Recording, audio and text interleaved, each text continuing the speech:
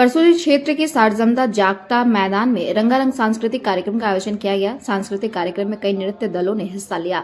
इसके अलावा हर आयु वर्ग के लिए कई मनोरंजक कार्यक्रम आयोजित किए गए।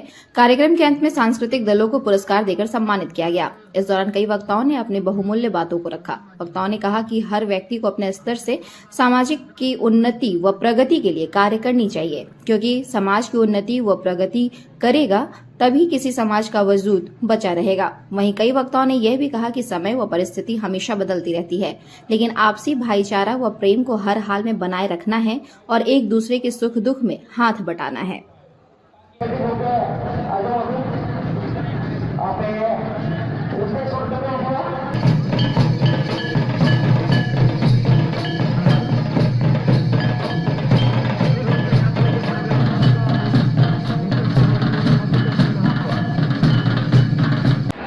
आज जगता मैदान में स्वर्गीय शिवचरण टुडू द्वारा प्रत्येक वर्ष 3 मार्च को झारखंड का संस्कृति को बचाए रखने के लिए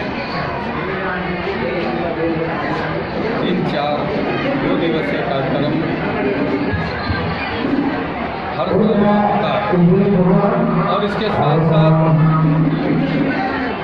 स्वर्गीय शिवचरण टुडू की जो पत्नी हैं बासी टुडू,